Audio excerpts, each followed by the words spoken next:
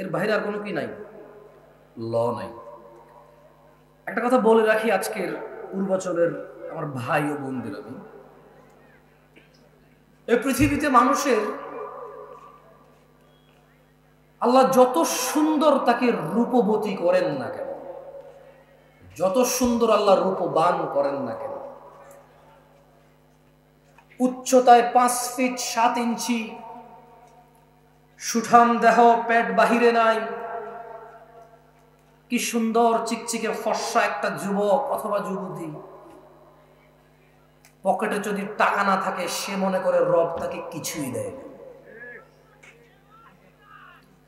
সে তার ওই 2 হাত 2 পা, নাক, চোখ, মুখ, সুন্দর অবয়ব,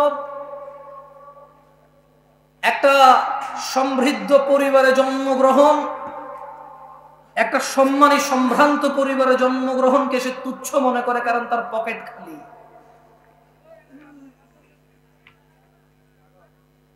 বর্তমান যুবক যুবতী, বৃদ্ধ বৃদ্ধা সবাই রিজিক মানি টাকা, রিজিক মানি ডলার, রিজিক মানি রিয়াল, রিজিক মানি সোনা দানা গয়না, দালান কোঠা, জায়গা জমি, গাড়ি বাড়ি, এর বাহিরে কোনো কিছু রিস্ক মনে করে না কেউ।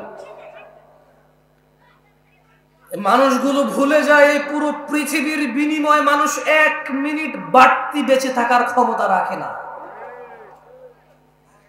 এ মানুষগুলো ভুলে যায় একটা 4 ফিট 2 ইঞ্চি উচ্চতার পুরুষ অথবা নারী এ পুরো পৃথিবীর সম্পদ দিয়ে 1 ইঞ্চি উচ্চতা বাড়ানোর ক্ষমতা রাখে না।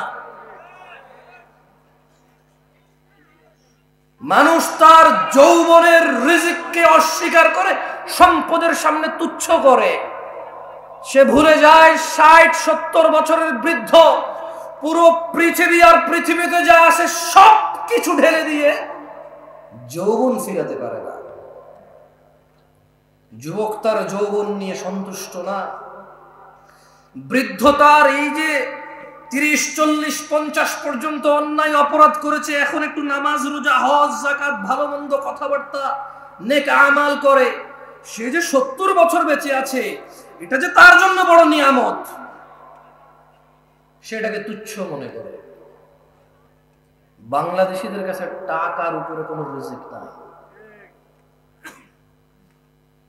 যে কোনো মূল্যে উপার্জন করতে হবে। আজকে আলোচনার বিষয় রিস্ক। যদিও আমার ইসলামের সবগুলো বিষয়ের প্রতি, ইসলামের মোটামুটি অনেক বিষয় আমার জানাই নাই, যেগুলো জানি খুবই সামান্য জানি। এর মধ্যে ওমা তৌফিক ইল্লা বিল্লাহ, আল্লাহ যতটুকু সামর্থ্য দেয় নিজের মতো করে কোরআন ও সুন্নাহ আপনাদের সামনে তুলে ধরার চেষ্টা করব রিজিক নিয়ে।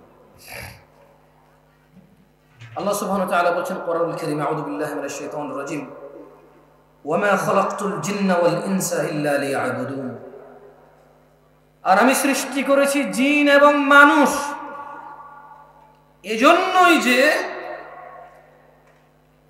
যাতে তারা কেবল আমি আল্লাহর ইবাদত করে।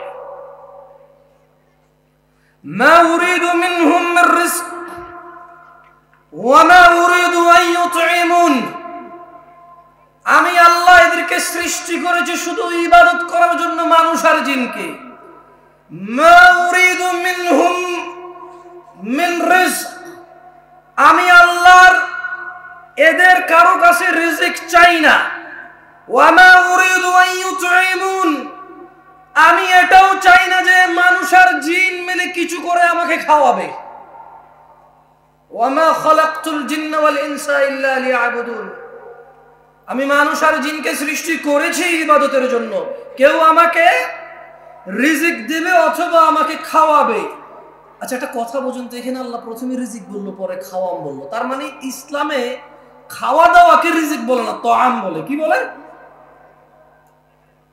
আরবিতে খাওয়া দাওয়াকে তাআম বলে। কি বলে? বাট রিজকের অংশ। কিসের অংশ? জামা কাপড়কে লিবাস বলে। কি বলে? রিজকের অংশ, কিন্তু রিজিক বলে না। মানে এটাই শুধু রিজিক। জামা কাপড়, অন্ন বস্ত্র, এরকম করে স্পেসিফিক করে না। লিবাস কিন্তু রিস্ক, তাআম কিন্তু রিস্ক, আল মাল কিন্তু রিস্ক, সুস্থতা রিস্ক, সম্মান রিস্ক, ইলম রিস্ক, বাচ্চা কাচ্চা রিস্ক।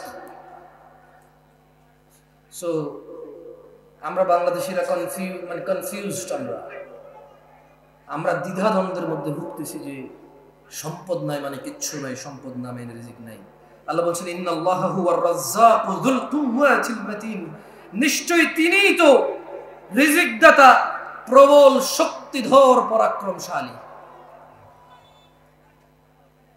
তাহলে আল্লাহ মানুষ আর জিনকে কেন সৃষ্টি করেছে? আল্লাহ কি মানুষ থেকে তাআম, খাদ্য এবং রিজিক চায়? কি জন্য সৃষ্টি করেছে আল্লাহ? তিনি চায় আমরা কি করি? খাদ্য আর রিজিক তো উনি চায় না। এরপরে বলছে ইন্নাল্লাহা রাজ্জাকু যুল কুওয়াতিল মাতিন, নিশ্চয়ই তিনি আল্লাহ, নিশ্চয়ই আল্লাহ তিনি তো রিজিক দাতা এবং প্রবল শক্তিধর মহাপরাক্রমশালী। দিনী ভাইরা, আপনি যতই চুরি, দাড়ি, ডাকাতি, মারামারি, রাহাজানি, হত্যা, খুন, গুম, দুর্নীতি, সুদ, ঘুষ, আপনি পৃথিবীর যত অন্যায় অবলম্বন করেন না কেন, রিস্ক নির্ধারিত। আপনি আপনার নিজের রিজিক নিজে চুরি করেন, ডাকাতি করেন, ঘুষ খান, সুদ খান, অন্য কারোটা খাইতে পারেন না, এগুলো নির্ধারিত আল্লাহর পক্ষ থেকে। আল্লাহ সুবহানাহু ওয়া তাআলা বলেন ইন্না কুল্লা শাইইন খালাকনাহু বিকদর, নিশ্চয়ই আমরা প্রত্যেক কিছু সৃষ্টি করেছি নির্ধারিত পরিমাপে। যিনি সুবহানাহু ওয়া তাআলা প্রত্যেকটা জিনিস, শুধু মানুষ নয়, যত কিছু তিনি সৃষ্টি করেছেন সব কিছুর তিনি কি করেছেন? তিনি সুবহানাহু ওয়া তাআলা এটাকে পরিমাপে সৃষ্টি করেছেন, নির্ধারিত করেছেন সবার জন্য কে কি পাবে, কতটুকু পাবে, কখন পাবে, কোথায় পাবে, ইভেন কে কোথায় জন্ম নেবে, কে কোথায় মরবে, প্রত্যেক জিনিস নির্ধারিত। ভাইরা আমার, দিনী ভাইরা, আপনি যে চুরি, ডাকাতি, ঘুষ, সুদ, অন্যায়, অবিচার, অত্যাচার করে শুধু ধনাঢ্য হতে চান, আপনাকে একটা কথা বলে রাখি, মায়ের পেটে থাকা অবস্থায় রিজিক লিপিবদ্ধ হয়ে যায়। চুরি ডাকাতি করে বাড়ানো যায় না, হালাল পথে থাকলে কারো কমে যায় না, মায়ের পেটে থাকা অবস্থায় রিজিক লিপিবদ্ধ হয়ে যায়। ভাইরা আমার, আল্লাহ নবী সাল্লাল্লাহু আলাইহি ওয়াসাল্লাম বলেন ইয়াবআতুল্লাহু মালাকান ফায়ু'মারু বিআরবা'a, আল্লাহ একজন ফেরেশতাকে প্রেরণ করেন, তাকে চারটি ব্যাপারে লিপিবদ্ধ করার জন্য নির্দেশ প্রদান করেন। আল্লাহ সুবহানাহু ওয়া তাআলা বাচ্চা যখন মায়ের পেটে থাকে, একজন ফেরেশতাকে কি করেন? তিনি প্রেরণ করেন। ফেরেশতা চারটি বিষয় নির্ধারণ করে। কয়টি বিষয়? চারটি বিষয়। ফেরেশতা তার নির্ধারণ করে দেন তার রিজিক এবং তার জীবনকাল, মানে সে কতদিন বাঁচবে, তার সুখ ও দুঃখ, অর্থাৎ নেককার নাকি বদকার হবে সে। কয়টি জিনিস লিপিবদ্ধ করে মায়ের পেটে? কয়টি? প্রথমে, মাইকে সাউন্ড বেশি, আপনারা কি বোঝেন না? কথা কি পরিষ্কার বোঝা যায়? কয়টি জিনিস লিপিবদ্ধ করে? প্রথম, তারপর খায় ফেলছেন, দেখছেন? আমি আবার পড়ে শোনাই, কেমন? খায়েন না ভাই, খাওয়ার জন্য এদেশে জিনিসের অভাব নেই, ওয়াজ খেয়ে ফেলিয়েন না, কেমন? খাওয়ার জন্য জিনিসের অভাব নাই, কনসেন্ট্রেশন করার চেষ্টা। দেখেন, you are few of people, আমি বলবো না যারা চলে গেছে তারা খারাপ, কারণ কারো কালকে ডিউটি আছে, কারো কালকে কোথাও অ্যাপয়েন্টমেন্ট আছে, কারো শারীরিক দুর্বলতা আছে, কারো মানসিক দুর্বলতা আছে, কারো অপারগতা আছে, কেউ শীতের জামা কাপড় নিয়ে আসে নাই, কেউ দূর দূরান্ত থেকে আসছে না। সো আমি বলবো না যে কেন চলে গেছে সবাই ভালো না, এটা ঠিক না। তবে আপনারা একটু ভেবে দেখেন, আপনারা কারা? আপনারা হচ্ছেন তারা যারা আজকের এই প্রোগ্রামকে শেষ করে যাবেন চিন্তা করেছেন, যারা আজকে এই প্রোগ্রামের পরিপূর্ণ কল্যাণের অপেক্ষা করছেন, আশা করছেন, আকাঙ্ক্ষা করছেন। এই রাত 11:30টায় যদি আপনি কোথাও বসে থাকেন দিন শিখার জন্য, এরপর যদি মনোযোগ না দেন, আপনার চাইতে বোকা মানুষ, লসকারী, ক্ষতিগ্রস্ত আমি তো আর কাউকে দেখি না। আমার বলার ধরনে ভুল থাকতে পারে, আমার বলার ধরন এত আকর্ষিত নাও হতে পারে, অ্যাট্রাকটিভ নাও হতে পারে, তবে দেখেন আমি কোরআন সুন্নাহ থেকে কথা বলবো, সুন্দর করে গুছায়। আপনার মন মতো না হলো দেখেন আপনি শিখতে পারেন কিনা। রাসূলুল্লাহ সাল্লাল্লাহু আলাইহি সাল্লাম বলেন, আল্লাহ সুবহানাহু ওয়া তাআলা একজন ফেরেশতাকে প্রেরণ করেন, তাকে 4টি, তোমাদের এই কি ডাল চাল নিয়ে খেলাধুলা হচ্ছে জায়গায়, কারা এরা ডেকোরেটর? তো খাবার ওখানে হাঙ্গামা করছে, ক্ষুধার্ত লোকগুলোকে তোমরা বসায় রাখছো, তাহলে খাইতে দাও, চুপচাপ করো, ওদেরকে খেতে দিয়া। খাওয়ার জন্য যদি করো মুখে দিয়ে দাও না ভাত, তোমরা সব হেল্প করো, ওদের দুইজনে দুই হাতে নিয়ে মুখে দিয়ে দাও, ও চুপ করো, ও খাবে তো খাক না।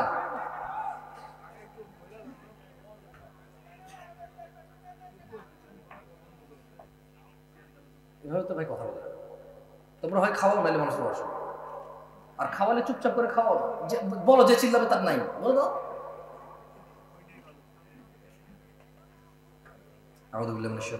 রাসূলুল্লাহ সাল্লাল্লাহু আলাইহি সাল্লাম বলেন, আল্লাহ সুবহানাহু ওয়া তাআলা একজন মালায়েকাকে প্রেরণ করেন 4টি বিষয়। কয়টি বিষয়? 4টি ব্যাপারে লিপিবদ্ধ করার জন্য আল্লাহ সুবহানাহু ওয়া তাআলা একজন ফেরেশতাকে প্রেরণ করেন। প্রথমে ওর রিজিক লিপিবদ্ধ করে, 2 জীবনকাল কতদিন বাঁচবে তা লিপিবদ্ধ করে, 3 সুখ দুঃখ, সুখ, 4 দুঃখ অর্থাৎ সে নেককার বা বদকার তা লিপিবদ্ধ হয়ে যায়। সুবহানাল্লাহি ওয়া বিহামদিহি সুবহানাল্লাহ। কয়টি বিষয়? 1 2 3 4। তার মানে আমরা যে দুঃখ পাই, ব্যথিত হই, আমরা যে স্যাড হই, আচ্ছা এটাকে কি বলে, এটাকে বলে আস্তাগফিরুল্লাহ আযীম, এটাকে বলে বিষণ্ণতা। কি বলে এটাকে? মানে আমরা যে বিষণ্ণ হই, আমাদের যে মন খারাপ হয়, মন উদাসীন হয়, মন ছোট হয়, খারাপ হয়, ভীতু হয়, এগুলো সব লিপিবদ্ধ। আলহামদুলিল্লাহি আলা কুল্লি হাল, সর্ব অবস্থা কার প্রশংসা? কার? আল্লাহর প্রশংসা। দেখেন দিনী ভাইরা আমার, আপনারা সৌভাগ্যবান। কেন বলবো জানেন? আমিও সৌভাগ্যবান। আজকে আল্লাহ আমাকে কবুল করুন, আপনাদেরকে কবুল করুন। আমি আপনাদের এখানে কি বলবো এটা নিয়ে চিন্তা করতেছিলাম। আমি আজকে রিজিক নিয়ে আলোচনা করতাম না, মূলত আমি হঠাৎ করে একটা হাদিস আমার চোখে পড়ছে। ওই একটা হাদিস চোখে পড়ার পরে আমি চিন্তা করছি ঠিক আছে একটু রিজিক নিয়েই বলি, যেহেতু এই হাদিসটা খুব ভালো লাগছে আমার। মানে আমি অনেক আগে পড়েছি, আমার মনে নাই এটা। পৃথিবীতে কত ইনসিডেন্ট ঘটছে আমার সামনে, ক্ষতি, লাভ, লস, দুঃখ, কষ্ট, সুখ, উচ্ছ্বাস, আনন্দ, বিষণ্ণতা, বহু কিছু ফেস করছি। এই হাদিসটা আমার মনে পড়ে নাই, কিন্তু আজকে আপনাদের কি বলবো এই জন্য করছি। এখানে দেখেন আল্লাহ নবী সাল্লাল্লাহু আলাইহি ওয়াসাল্লাম থেকে, আল্লাহ নবী সাল্লাল্লাহু আলাইহি ওয়াসাল্লাম বলেছেন, তিনি বলছেন যে ইন্নাল্লাহা ইউতি দুনিয়া মান ইউহিব ওয়া মান লা ইউহিব। কথা বোঝেন, সুন্দর একটা কথা বলছেন আল্লাহ নবী সাল্লাল্লাহু আলাইহি ওয়াসাল্লাম। তিনি বলছেন যে নিশ্চয়ই আল্লাহ যাকে ভালোবাসেন ও যাকে ভালোবাসেন না উভয়কে দুনিয়া দিবেন।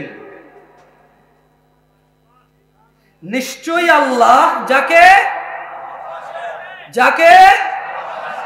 আর যাকে ভালোবাসে না, নিশ্চয়ই আল্লাহ যাকে আর যাকে উভয়কে কি দিবে? দুনিয়া। তার মানে দুনিয়া পেতে হলে একবারে মুমিন, মুত্তাকি, মুসলিহ হইতে হবে, এটা জরুরি না। গাড়ি বাড়ির মালিক হওয়ার জন্য ইট ইজ নট নেসেসারি যে আপনি মুমিন, মুত্তাকি, মুসলিহ হইতে হবে। কারণ আল্লাহ যাকে ভালোবাসে তাকেও দুনিয়া দিবে, যাকে ভালোবাসে না তাকেও কি দিবে? দুনিয়া। এরপরে বলছেন যে ওয়ালা ইউতিল ঈমান ইল্লা মান আহাব।